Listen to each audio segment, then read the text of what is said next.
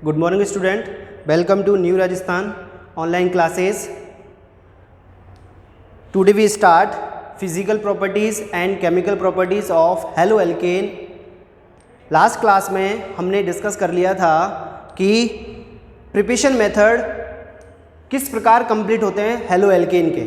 Haloalkane के preparation method की बात करें तो हेलोएल्केन के प्रिपरेशन मेथड को अपन किस प्रकार कंप्लीट कर सकते हैं और उनकी रिएक्शन किस प्रकार अपन विद मैकेनिज्म एक्सप्लेन कर सकते हैं। वो अपने सारी रिएक्शंस जो 8-9 रिएक्शंस थी वो अपन लास्ट क्लास में कंप्लीट कर चुके हैं। उन रिएक्शनों को यदि नेम वाइज अपन एक बार रिवाइज करें तो फर्स्ट रिएक्शन थी प्रिपरेशन मेथड में, वो थी आपका ग्रो प्रोसेस। सेकेंड वन थी आपकी फास्फोरस हैलाइड से। Third one is डार्जन reaction. Four one is chlorination reaction. और 5 अपन ने स्टार्ट किया था वो था आपका स्वाट रिएक्शन। स्वाट रिएक्शन के बाद अपन ने 6 नंबर पे अपन गए थे तो फ्लिंकस्टाइन रिएक्शन अपन ने कंप्लीट की थी 6 नंबर पे। और 7 नंबर पे अपन ने सेकेंड लास्ट रिएक्शन कंप्लीट की थी, वो थी आपकी हुल्सडीगर रिएक्शन।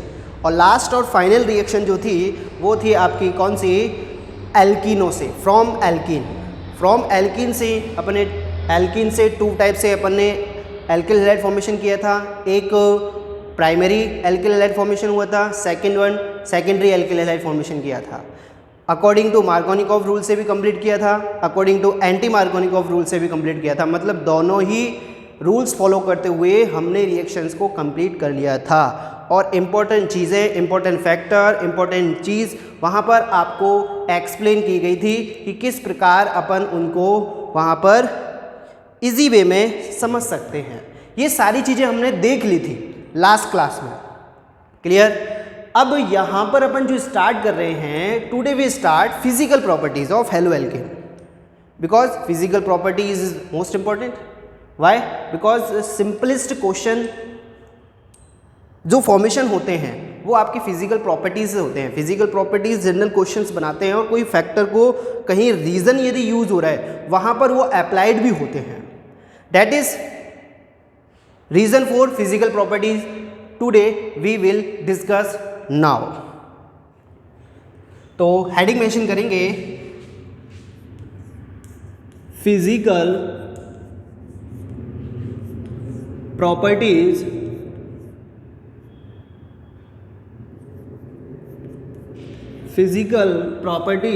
ऑफ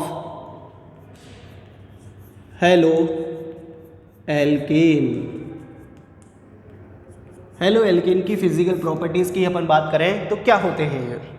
देखो, फिजिकल प्रॉपर्टीज को अपन स्टार्ट करते हैं इनकी एक स्ट्रक्चर वेज से। स्ट्रक्चर वेज से कैसे? We know that in alkyl halide carbon 4 single bond formation, carbon 4 single bond formation कर रहा है। तो वो किस प्रकार फॉर्मेशन कर रहा है वो अपन एक बार रिप्रेजेंट कर लेते हैं। एक ऑर्बिटल इस टाइप से है, एक ऑर्बिटल इस टाइप से है, एक ऑर्बिटल इस टाइप से है और एक ऑर्बिटल आपका इस टाइप से है। Is it clear? कार्बन के 4 ऑर्बिटल्स, 4 बैलेंसी ऑर्बिटल है जिनके अंदर इलेक्ट्रॉन प्रेजेंस है, जिसे बैलेंसी इलेक्ट्रॉन कह सकते हैं। Then carbon form 4 single bond या 1 डबल बॉन्ड, 4 बैलेंसी सेटिस्फाई करनी है, ये ध्यान रखना है आपको। अब इसमें से ये वाली जो बैलेंसी सेटिस्फाई हो रही है वो आपकी किसी हैलोजन एटम से सेटिस्फाइड हो रही है। तो ये हैलोजन एटम यहाँ पर इस टाइप से एक इलेक्ट्रॉन का कॉम्बिनेशन करके, क्योंकि we know that halogen atom में आउटर सेल में इलेक्ट्रॉन होते हैं 6, तो 7 होते हैं, जिनमें से 6 तो हेलोजन एटम के आउटर सेल में इलेक्ट्रॉन होते हैं 7, 6 तो मैंने ऐसे कैसे रिप्रेजेंट कर दिए लॉन पेयर फॉर्म में। Which electron not participate in bonding that electron call lone pair. ये लॉन पेयर है जो इलेक्ट्रॉन पार्टिसिपेट नहीं कर रहे हैं, लेकिन इसका एक इलेक्ट्रॉन जो है वो पार्टिसिपेट करता है बॉन्डिंग में और इससे सिग्मा बॉन्ड फॉर्मेशन कर लेता है। तो एक इलेक्ट्रॉन कार्बन का भी यूज हुआ है। Is it clear? अब रिमेनिंग जो 3 इलेक्ट्रॉन्स बाकी हैं यहाँ पर कार्बन के, वो 3 इलेक्ट्रॉन किससे बॉन्डिंग कर रहे हैं? अकॉर्डिंग टू एल्किल हैलाइड वो अपन के रिएक्शन कर रहे हैं हाइड्रोजन के साथ। मतलब वो बॉन्डिंग कर रहे हैं किससे? हाइड्रोजन से। तो हाइड्रोजन से इस प्रकार के इलेक्ट्रॉन्स रिप्रेजेंट हो जाएंगे और ये इलेक्ट्रॉन्स आप हाइड्रोजन के इस टाइप से शो कर सकते हो। तो हम कह सकते हैं कार्बन के 4 सिग्मा फॉर्मेशन हो गए, first sigma, second sigma, third one and fourth one. 4 sigma bond formation हो गए according to orbital structure alkyl halide. इसको अपन शॉर्ट में यदि ऐसे लिखना चाहें तो कोई गलत थोड़े ना है, ये और ये एक ही तो है दोनों। ये ऑर्बिटल स्ट्रक्चर फॉर्मेशन हो गया, ये यहाँ पर एक सिंपल वे में आपको रिप्रेजेंट किया गया है। मतलब ऑर्बिटल स्ट्रक्चर में यहाँ पर एक ओवरलैपिंग होकर बॉन्डिंग का फॉर्मेशन हुआ है। We know that sigma bond always form axis overlapping, हमेशा ऑर्बिटल ऐसे आएंगे तो एक्सिस ओवरलैपिंग होगी। और पाई बॉन्ड जो फॉर्मेशन होता है वो बिटवीन द एक्सिस ओवरलैपिंग होंगे, मतलब इस प्रकार के ऑर्बिटल पास पास आते हैं तो उससे जो फॉर्मेशन होता है वो पाई बॉन्ड फॉर्मेशन होता है। Is it clear? Then now we represent orbital structure for alkyl halide. तो ये एक जनरल पॉइंट है। फिर नेक्स्ट पॉइंट की बात करें, सेकंड पॉइंट में अपन चलें तो एल्किल हैलाइड में जो हैलोजन एटम प्रेजेंट होते हैं उन हैलोजन एटम को अपन कंपैरिजन स्टडी करें तो किस टाइप से होगी। देखो पॉइंट वाइज देखते जाओ। इन दैट केस मैं यहाँ पर CH3F, CH3Cl, CH3Br, CH3I इसकी स्टडी करूँ कंपैरिजन, क्योंकि मैंने मेथिल कार्बन जो है वो सिंगल है, सिंगल यूज़ किया है, तो उस कंडीशन में यहाँ पर कार्बन तो सब में कॉमन है तो उसका तो इफेक्ट सब में सेम ही है। लेकिन हैलोजन एटम जो है वो क्या different. In these 4 example 4 different type of halogen atom present. First one is fluorine, second one is chlorine, third one is bromine and fourth one is iodine.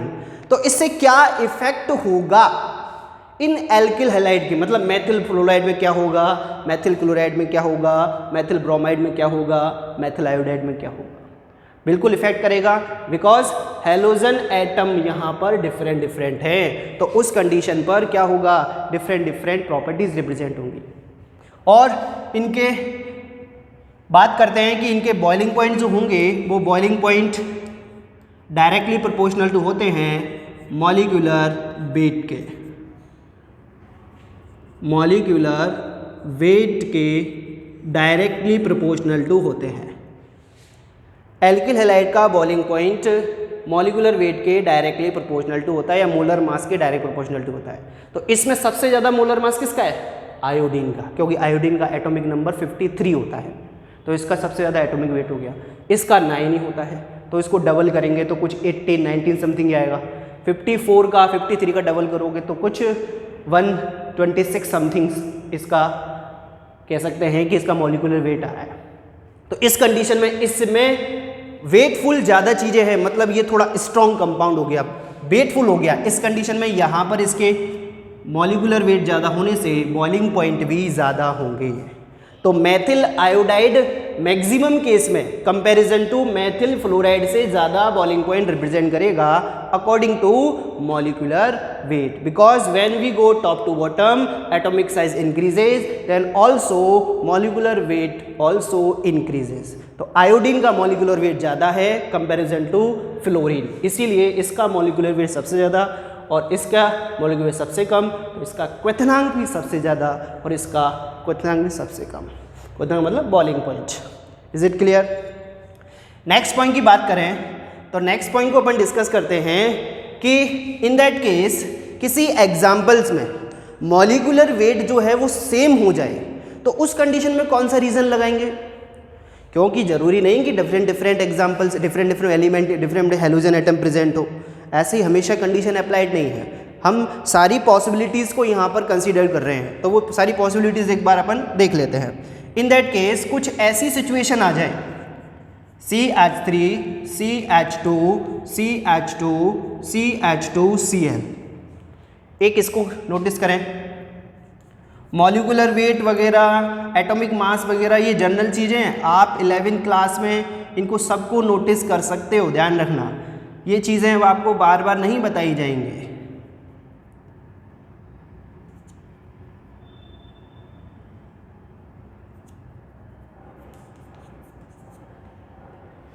Molecular weight सब जानते हैं क्या होता है। Molecular weight total mass of atomic weight, total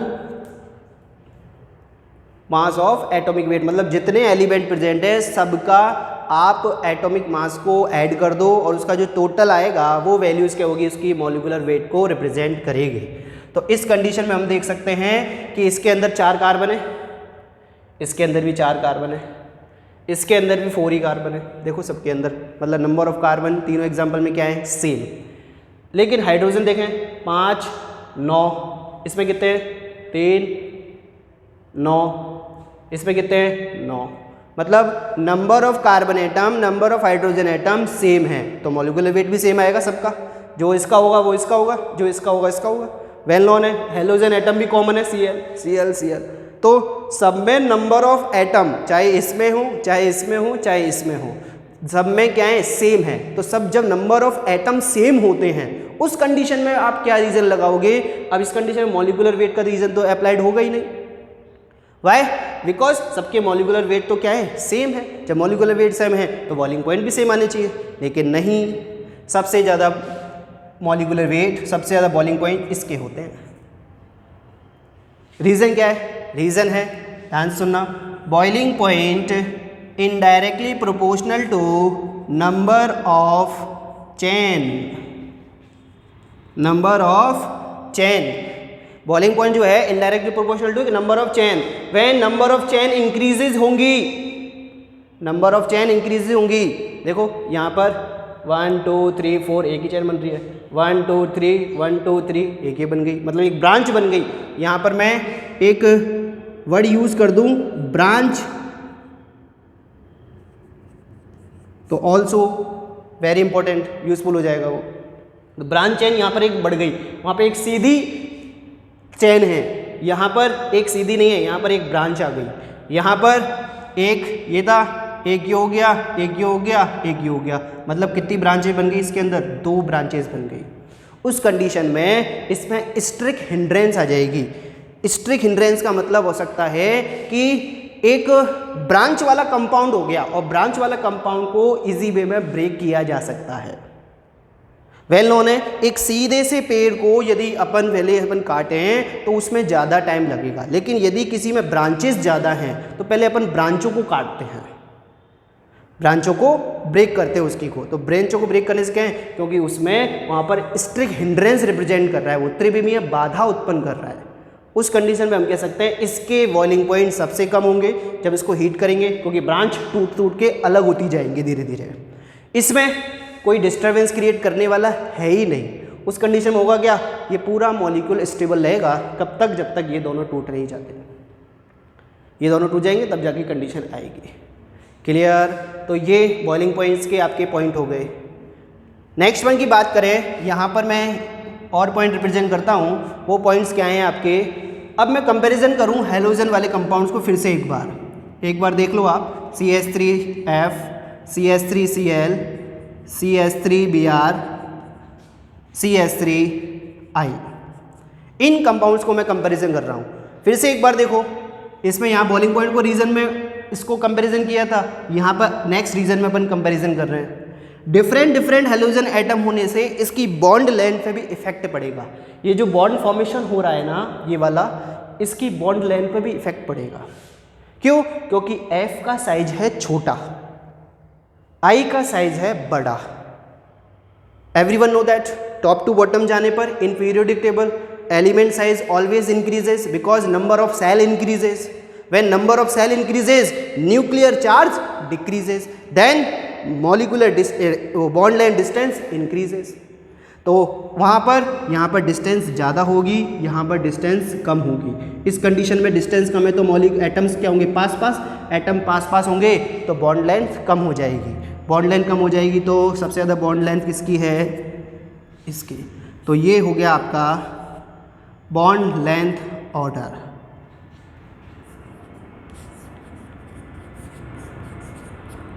ये हो गया आपका बॉन्ड लेंथ ऑर्डर, ठीक है ना। नेक्स्ट की बात करें, इस केस में यदि मैं आपसे ही पूछूं कि बॉन्ड लेंथ ऑर्डर के बाद यदि मैं आपसे क्वेश्चन पुट करूं कि इसमें से बॉन्ड एनर्जी सबसे ज़्यादा किसकी होगी, बॉन्ड एनर्जी मतलब बॉन्ड को ब्रेक करने के लिए एनर्जी अमाउंट किसके लिए ज़्यादा रिक्वायरमेंट रहेगा। और रिक्वायरमेंट की बात करें तो सीधी सी बात है, जिसकी बॉन्ड लेंथ कम होती है उसमें बॉन्ड को ब्रेक करने के लिए हाईएस्ट अमाउंट में एनर्जी रिक्वायर्ड होती है। एनर्जी रिक्वायर्ड मतलब ये डिस्टेंस पे है। देखो जैसे एक चौक है तो इस चौक को मैं आसानी से ब्रेक कर सकता हूँ, क्यों? क्योंकि एक मॉलिक्यूल इधर है, एक मॉलिक्यूल डिस्टेंस पे है, तो इसको मेरे को ताकत कम लगानी है, आसानी से ब्रेक हो गया।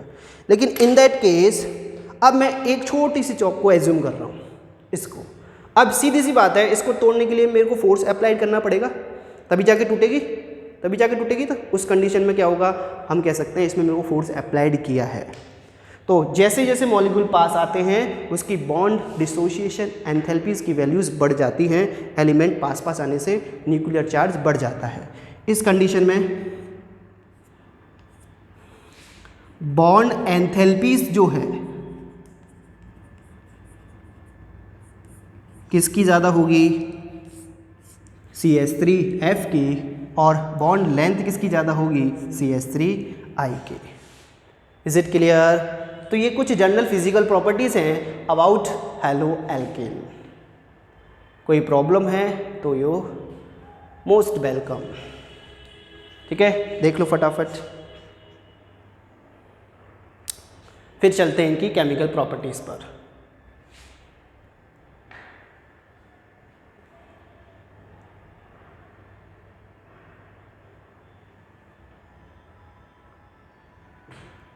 इनको मैं रिप्रेजेंट कर देता हूँ यदि आपको प्रॉब्लम नहीं हो तो। ये LP कहलाते हैं, LP मीन्स लॉन पेयर होते हैं, ये लॉन पेयर्स होते हैं। ऑर्बिटल स्ट्रक्चर डायग्राम है वो फिजिकल प्रॉपर्टीज़ के बारे में।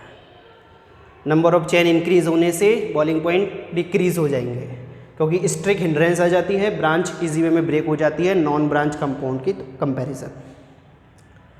चलो अब स्टार्ट करते हैं अपन chemical properties of halo alkane. ठीक है ना, कंटिन्यू स्टडी आपको रखनी है, टाइम वेस्ट नहीं करना है। जो ये कोरोना है ये तो चलते रहेंगे, इससे घबराना नहीं है। ऐसा नहीं कि छुट्टियां चल रही हैं तो पढ़ाई ज़ीरो है, बिल्कुल वो नहीं होना चाहिए, क्योंकि कोरोना तो चलता ही रहेगा। और ज़्यादा ही प्रॉब्लम आ रही है आपको, कोरोना से डर लग रहा है, तो अपने अपने घर के आगे लिख दो, ओ कोरोना कल आना। क्या लिखोगे, ओ कोरोना कल आना, जिससे वो कल ही आएगा। आज हम पढ़ेंगे chemical properties of halo alkene, chemical properties of halo alkene. Clear? ठीक है ना। तो कोरोना से घबराने की बात नहीं है, ज़्यादा प्रॉब्लम है तो लिख दो, सबसे बड़ी बात है, जिससे वो इजी वे में दूर रहेगा आपसे।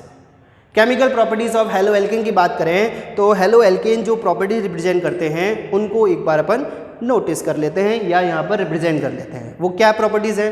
देखो केमिकल प्रॉपर्टीज़ में बात करें तो सबसे फेमस जो इसमें रिएक्शन आती है ना, वो है इसकी nucleophilic substitution reaction.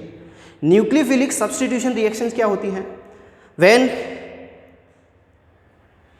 From alkyl halide में से हैलोजन एटम को कोई न्यूक्लियोफाइल अटैक करके वहां से सब्स्टिट्यूट कर दे, उस टाइप की रिएक्शन को क्या बोलते हैं अपन? Nucleophilic substitution reactions. ठीक है ना। तो वो कैसे होंगी वो एक बार देख लेते हैं अपन। पहले तो हेडिंग मेंशन करते हैं, कौन सी रिएक्शन अपन स्टडी करने वाले हैं? न्यूक्लियोफिलिक सब्स्टिट्यूशन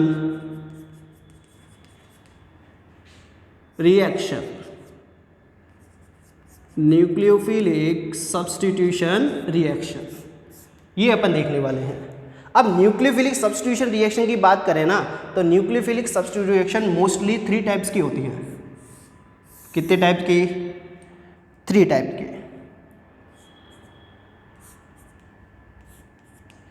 सबसे पहले आती है आपकी SN1 फिर आती है आपकी SN2 और फिर आती है आपकी SNI।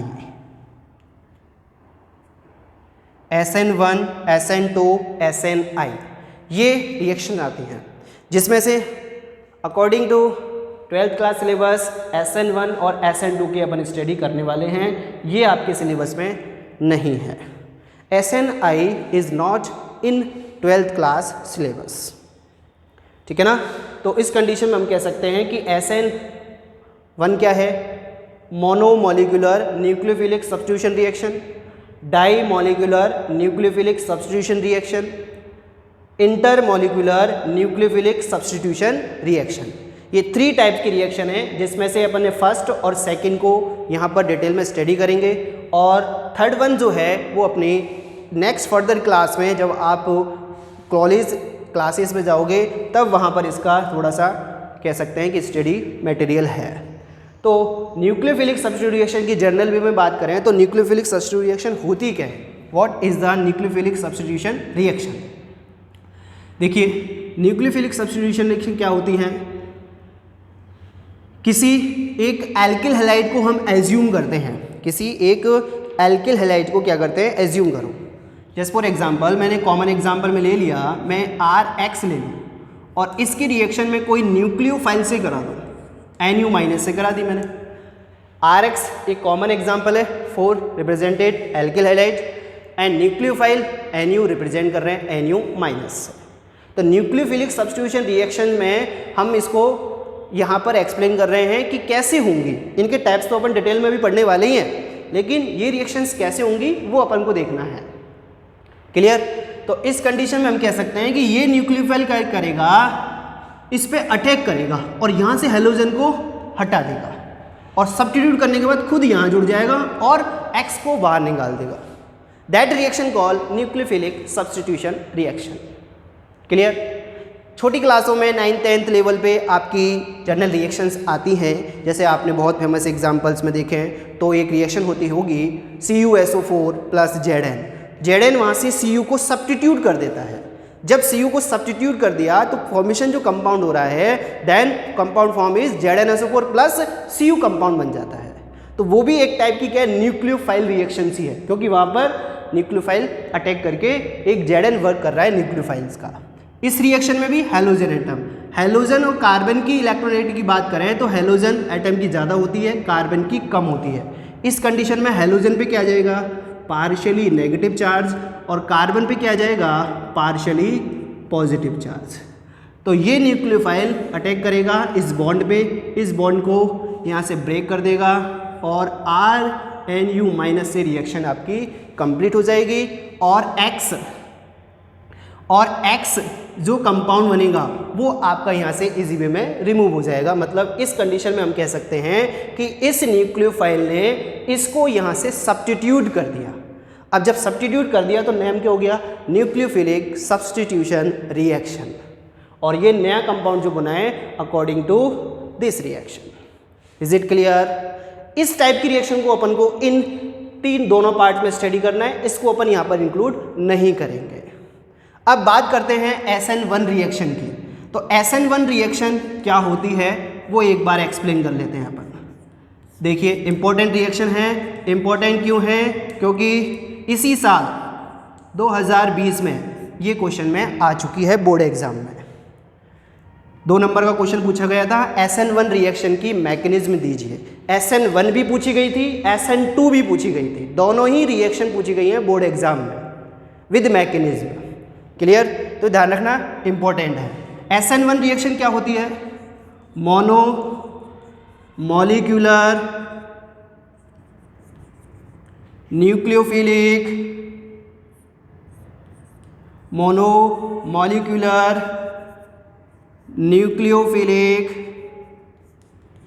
Substitution reaction. Monomolecular nucleophilic substitution reaction. What is it. Monomolecular मतलब केवल एक कंपोनेंट, यहाँ पर 1 यूज़ हो रहा है ना, एक कंपोनेंट, एक की बात हो रही है। मोनोमोलिकुलर मतलब एक मॉलिक्यूलर यूज़ होगा।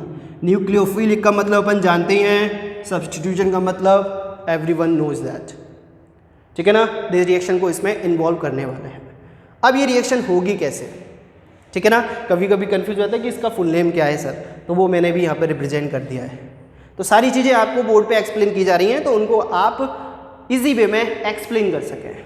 अब देखो मोनोमोलिकुलर रिएक्शन की बात करें तो ये कैसे कंप्लीट होगी वो एक बार देख लेते हैं। मोनोमोलिकुलर में ये रिएक्शन कैसे कंप्लीट होती है, किसी टर्सरी एल्किल हैलाइड की, कोई टर्सरी एल्किल हैलाइड है उसकी रिएक्शन पोलर मीडियम में कराई जाती है। पोलर मीडियम इज वाटर, और मीडियम कौन सा होना चाहिए, पोलर मीडियम में रिएक्शन कराई जाती है।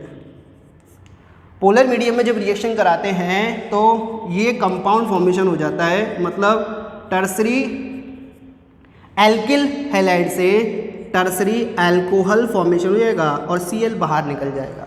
या Cl की बात करें तो Cl इससे रिएक्शन कर जाएगा और Cl HCl के रूप में रिलीज हो जाएगा। क्लियर। तो ये ध्यान रखना, यहाँ पर पोलर मीडियम यूज़ किया गया है और पोलर मीडियम में ये रिएक्शन कंप्लीट हुई है, और रिएक्शन कंप्लीट होने से जो कंपाउंड फॉर्मेशन हुआ है वो according to monomolecular nucleophilic substitution reaction के अकॉर्डिंग हुआ है। तो अब बात करते हैं कि इसकी मैकेनिज्म क्या है। ये रिएक्शन तो एक सिंपल वे में कंप्लीट कर दी, ठीक है ना। कभी कभी पोलर मीडियम लेते हुए यहाँ पर KOH भी यूज़ किया जाता है, तो उससे ज़्यादा हेजिटेट ना हो, उससे भी अपन रिएक्शन को नोटिफाई कर सकते हैं, रिप्रेजेंट कर सकते हैं। अब बात आती है इसकी मैकेनिज्म की, तो इसकी मैकेनिज्म किस टाइप से अपन रिप्रेजेंट कर सकते हैं वो एक बार मैकेनिज्म को अपन यहाँ पर कंसीडर कर लेते हैं। देखो अभी तक यहाँ तक न्यूक्लियोफिलिक सब्स्टिट्यूशन में कोई रिएक्शन में प्रॉब्लम है तो आप कमेंट बॉक्स में जाके क्वेश्चंस के बारे में जो भी आपके डाउट्स हैं वो आप कमेंट बॉक्स में रिप्रेजेंट कर सकते हो, ठीक है ना। आप यहाँ पर देख रहे हो ऑनलाइन क्लासेस चल रही हैं। ऑनलाइन क्लासेस में आपको केमिस्ट्री के हेलो एल्केन और हेलो एरिन कंपाउंड या ऑर्गेनिक केमिस्ट्री के बारे में यहाँ पर इंफॉर्मेशन दी जा रही है, या टॉपिक्स एक्सप्लेन किए जा रहे हैं पॉइंट टू पॉइंट। तो आपके कोई भी डाउट है तो आप कमेंट बॉक्स में जाके एक्सप्लेन कर सकते हो, कुछ भी पूछ सकते हो आप, एज योर चॉइस। अब इसकी मैकेनिज्म की बात करें, सब्स्टिट्यूशन हो गया है, इसने इसको सब्स्टिट्यूट कर दिया, उसका प्लेस ले लिया और ये बन गया। अब इसकी मैकेनिज्म क्या है देखिए,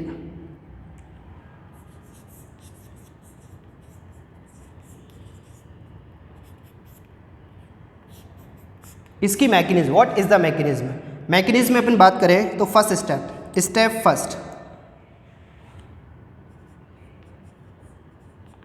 स्टेप फर्स्ट में बात करें तो formation of carbocation, formation of carbocation. सबसे पहले कार्बोकैटायन का फॉर्मेशन होगा। कैसे होगा, देखो हमने टर्सरी एल्किल हैलाइड यूज़ किया है तो CH3 Cl, इसका पोलर मीडियम में वाटर के यूज़ में, ठीक है ना, इसमें सब्स्टिट्यूट कराया और स्टेप फर्स्ट के अंदर आपको जो कंपाउंड मिला वो कुछ इस टाइप का था कि यहाँ से हैलोजन एटम रिलीज हो, और ये रिलीज किसने किया, इस वाटर मॉलिक्यूल ने। पोलर मीडियम मतलब उसको डिसोसिएट करने में बहुत यूजफुल हो रहा है, उसको यहाँ पर डिसोसिएट कर रहा है। वी नो दैट हैलोजन की इलेक्ट्रोनिटी ज़्यादा है, कार्बन की इलेक्ट्रोनिटी कम है, बॉन्ड वीक होगा तो उस कंडीशन में इलेक्ट्रॉन किधर शिफ्ट होंगे, इस साइड, और इस साइड होंगे तो हम कह सकते हैं ये इसमें डिसोसिएट हो गया। इस कंडीशन में Cl जाम हो गया और कार्बोकैटायन ये फॉर्मेशन हो गया आपका। क्लियर, ठीक है ना। तो ये बात करते हैं अपन फर्स्ट स्टेप की, फॉर्मेशन ऑफ कार्बोकैटायन। अब इसके दूसरे स्टेप की बात करें तो इसके दूसरे स्टेप को मैं ऊपर रिप्रेजेंट कर देता हूँ आपके लिए, क्योंकि नीचे आपको हो सकता है कि दिखाई नहीं दे क्लियरली। और दूसरा स्टेप यदि मैं नीचे लिख दूँ तो कोई प्रॉब्लम भी नहीं है। देखो स्टेप सेकेंड में क्या होगा, न्यूक्लियोफाइल अटैक होगा। किस पे, कार्बोकैटायंस पे। न्यूक्लियोफाइल अटैक कैसे होगा,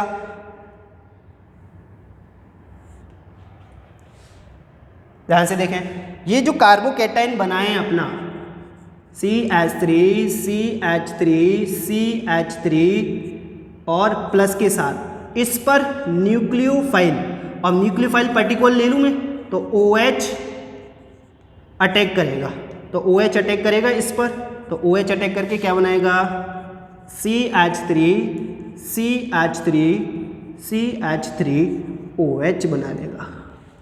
इस टाइप का कुछ कंपाउंड फॉर्मेशन होगा, ठीक है ना। तो ये कंपाउंड और ये कंपाउंड सेम ही है।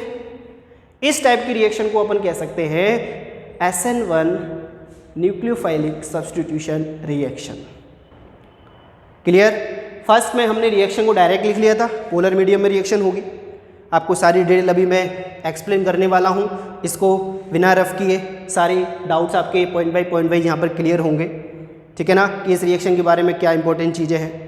बस आपको ये इस टाइप से मेथड ध्यान रखना है कि इस टाइप से रिएक्शन कंप्लीट होगी आपकी। क्लियर। बात करते हैं इस रिएक्शन के बारे में। तो ये रिएक्शन पहले इस डायरेक्टली एसिडिकल अपन ने कंप्लीट कर ली। स्टेप वाइज में हमने फॉर्मेशन ऑफ कार्बोकैटायन किया, तो फॉर्मेशन कार्बोकैटायन में हेलोजन की इलेक्ट्रोनिटी ज़्यादा होती है, इसलिए बॉन्ड ब्रेकेशन इस साइड ही होगा, इसलिए ये प्लस में टूट गया और ये Cl माइनस में डिसोसिएट हो गया। इसको बोलते हैं अपन थर्ड डिग्री कार्बोकैटायन। ये क्या है आपका third degree carbocation. Third degree carbocation क्यों है? क्योंकि जिस पे पॉजिटिव चार्ज है वो नियरेस्ट 3 से अटैच्ड है, इसलिए कितने डिग्री हो गया थर्ड डिग्री कार्बोकैटायन। और थर्ड डिग्री कार्बोकैटायन की स्टेबिलिटी ज़्यादा होती है, इसलिए मैंने इस रिएक्शन में यूज़ किया है। अभी आपको पता चल जाएगा। दूसरे स्टेप में हमने किया है न्यूक्लियोफाइल का attack on the carbocations. Nucleophile का अटैक कराया, अटैक कराने से ये कंपाउंड फॉर्मेशन, मतलब ये रिएक्शन जो है वो आपकी 2 स्टेप में यहाँ पर कंप्लीट हो रही है। Is it clear? तो ये ध्यान रखें, यहाँ पर न्यूक्लियोफिलिक सब्स्टिट्यूशन अपन स्टडी कर रहे हैं, जिसमें से SN1 को अपन यहाँ पर इंक्लूड किया है, रिप्रेजेंट किया है, आपको एक्सप्लेन किया गया है।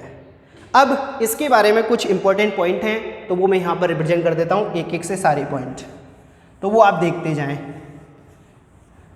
जिससे आपके सारे डाउट क्लियर हो जाएं। और ध्यान से देखें, बिल्कुल ही कॉन्सेंट्रेट होके सबका ध्यान बोर्ड पे होना चाहिए। क्यों? क्योंकि SN1 के बाद हम SN2 भी पढ़ेंगे। तो SN2 में आपको क्या होगा, SN2 में वहाँ पर ये जनरेट होगा कि SN2 के अंदर हम कह सकते हैं कि SN2 बिल्कुल अपोजिट जाएगी, इससे आराम से डिफरेंस भी क्रिएट हो जाएगा। तो फर्स्ट पॉइंट अबाउट कह सकते हैं most important factor about SN1 reaction, ठीक है ना, मोस्ट इंपॉर्टेंट फैक्टर्स। अब वो क्या हैं एक एक से डिस्कस कर लेते हैं। फर्स्ट पॉइंट या फर्स्ट स्टार मेंशन करते हुए देखो, reaction complete with in 2 step. 2 step के अंदर कंप्लीट हुई है, तो रिएक्शन कंप्लीट होगी कितने में? ऑलवेज ध्यान रखना 2 स्टेप में रिएक्शन कंप्लीट होगी। SN1 reaction complete 2 step. First point clear. Next one बात करते हैं, इसमें जो RDS है, RDS मतलब रेट डिटरमाइनिंग स्टेप, तो उसको भी अपन देखते हैं। इसके लिए रेट ऑफ रिएक्शन अपन लिखते हैं, rate of reaction directly proportional to concentration of reactant. और रेट ऑफ रिएक्शन की बात करें तो रेट ऑफ रिएक्शन जो हमेशा होता है वो स्लो स्टेप होता है। इस रिएक्शन के अंदर फर्स्ट स्टेप कौन सा है? ये वाला। तो ये वाला स्टेप कौन सा है? Slow step. और ये वाला स्टेप कौन सा है आपका? Fast step. तो स्लो स्टेप जो है वो रेट डिटरमाइनिंग स्टेप है। फर्स्ट में तो कोई प्रॉब्लम है नहीं, तो इस टाइम में रिएक्शन कंप्लीट हो रही है। सेकंड में सर आपने ये कहाँ से लिख दिया? ये लिखा मैंने इसकी रेट ऑफ रिएक्शन से। रेट ऑफ रिएक्शन जो है वो स्लो स्टेप पे डिपेंड करती है। स्लो स्टेप में जितने मॉलिक्यूल यहाँ पर पार्टिसिपेट करते हैं उनकी कंसंट्रेशन पे डिपेंड करती है कौन? आपकी रेट ऑफ रिएक्शंस, कितनी स्पीड से रिएक्शन चलेगी, ठीक है ना। तो रेट ऑफ रिएक्शन, इस पूरे को मैंने R रिप्रेजेंट किया है, इसको मैं Cl रिप्रेजेंट किया है, Cl को X माना है। तो ये एक ही मॉलिक्यूल तो पार्टिसिपेट कर रहा है इसके अंदर, टर्शियरी एल्किल हैलाइड। तो टर्शियरी एल्किल हैलाइड को मैंने यहाँ रिप्रेजेंट किया Rx से।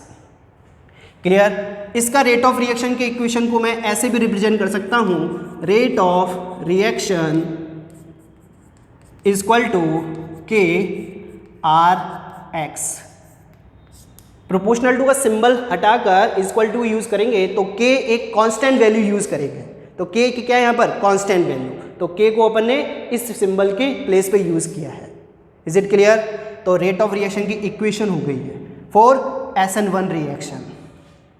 थर्ड पॉइंट के लिए अपन बात करें तो थर्ड पॉइंट क्या है, RDS जो है, RDS means rate determine step, मतलब रेट डिटरमाइनिंग स्टेप जो होगा वो कौन सा होगा आपका, स्लो स्टेप होगा। हमेशा ध्यान रखना rate determining step slow step ही होता है। कोई भी रिएक्शन स्लो स्पीड से यदि होगी उसी की अपन वेलोसिटी कैलकुलेट कर सकते हैं, फास्ट स्टेप की वेलोसिटी अपन कैलकुलेट नहीं कर सकते। मैं भी अभी कोई चीज़ यदि आपको बोर्ड पे एक्सप्लेन कर रहा हूँ तो स्लो चल रहा हूँ, इसीलिए आपको बोर्ड पे सारे डाउट्स क्लियर हो रहे हैं।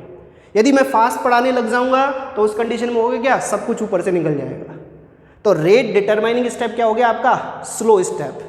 रिएक्शन की कंसंट्रेशन में कन्वर्जन, रिएक्टेंट टू प्रोडक्ट किस प्रकार कन्वर्ट हो रहे हैं उसको इसी स्टेप में अपन कैलकुलेट कर सकते हैं, दूसरे स्टेप में नहीं करेंगे, फास्ट स्टेप में नहीं है।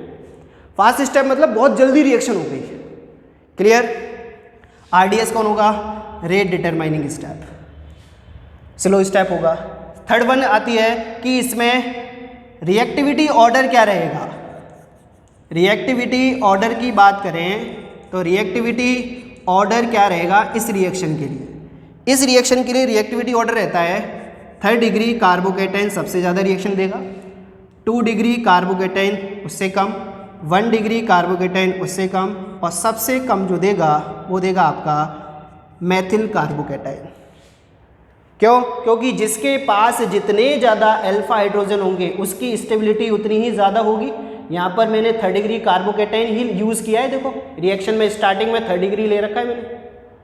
तो इस कंडीशन में हम कह सकते हैं कि यहाँ पर जो कार्बोकेटाइन बन रहा है ये एक स्टेबल कार्बोकेटाइन है। यदि आप कम स्टेबल कार्बोकेटाइन ले लेंगे तो प्रोडक्ट फॉर्मेशन ही नहीं होगा, रिएक्शन कंप्लीट ही नहीं होगी। उस कंडीशन में हमने क्या लिया है, एडवांस में क्या ले लिया, स्टेबल कार्बोकेटाइन। तो 3rd degree carbocation is the more stable comparison to 2 degree, 2 degree is the more stable 1 degree, and 1 degree is the more stable methyl carbocation. तो इस कंडीशन में हम कह सकते हैं कि 3rd डिग्री एल्किल हैलाइड इस रिएक्शन को इजी वे में रिप्रेजेंट कर रहा है। तो स्टेबिलिटी ऑर्डर आपको ध्यान रखना है। नेक्स्ट वन की बात करें तो इस रिएक्शन में पोलर प्रोटिक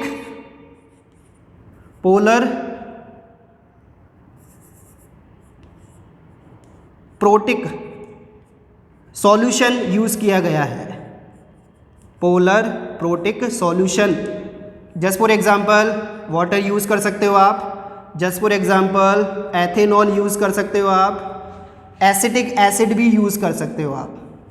ये पोलर प्रोटिक हैं। पोलर प्रोटिक मतलब पॉजिटिव नेगेटिव पार्ट में तो डिसोसिएट होंगे ही, साथ साथ प्रोटिक भी हैं। काफ़ी लोग क्या है पोलर सॉल्यूशन मान लेते हैं, लेकिन प्रोटिक भी कंपलसरी है। प्रोटिक क्यों है? क्योंकि सबके पास H+ है, देखो H+ है, इसके पास भी H+ है, तो H+ डिसोसिएट कर सकते हैं ये।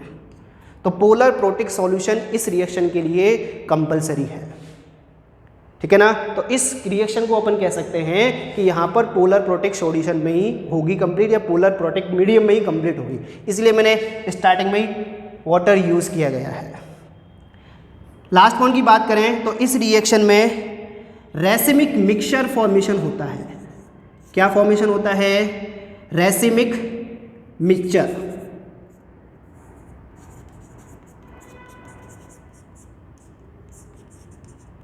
रेसिमिक मिक्सचर क्या होता है? इसमें जो कार्बोकेटाइन फॉर्मेशन हो रहा है, इस कार्बोकेटाइन पर ये न्यूक्लियोफाइल इस साइड से तो अटैक कर ही रहा है, साथ साथ उस साइड से भी अटैक कर सकता है। मतलब फ्रंट साइड से भी अटैक कर सकता है और बिहाइंड साइड से भी अटैक कर सकता है, पीछे से भी अटैक कर सकता है। जब दोनों साइड से अटैक कर सकता है उस कंडीशन में जो कंपाउंड बनते हैं उन कंपाउंड को क्या बोलते हैं? रेसिमिक मिक्सचर बोलते हैं। तो इसके अंदर कौन सी कंडीशन अप्लाइड होगी? रेसिमिक मिक्सचर की कंडीशन अप्लाइड होगी। मतलब इसके अंदर क्या बनेगा? रेसिमिक मिक्सचर बनेगा। तो ये कुछ पॉइंट हैं इस रिएक्शन के बेस पे जो कि इम्पोर्टेंट है, इस रिएक्शन को एक्सप्लेन करते हैं। केवल इससे ही काम नहीं चलता कि रिएक्शन लिख दी, जब तक आप ये सारी चीज़ें नहीं लिखोगे तब तक आपका ये डाउट्स क्लियर नहीं करेगा। सेम SN1 के लिए है तो सेम SN2 के लिए भी ये चीज़ें आने वाली हैं आगे। तो SN1 को आप ढंग से क्लियरली देख लें, एक एक स्टेप बाय स्टेप्स। क्लियर?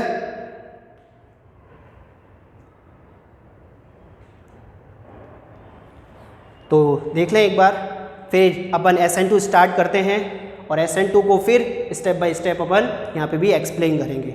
हर ध्यान रखना, हर पॉइंट को आपको एक्सप्लेन करना है विद रीजन। तो SN2 को अपन नेक्स्ट लेक्चर में डिस्कस करते हैं। Thank you for your online classes.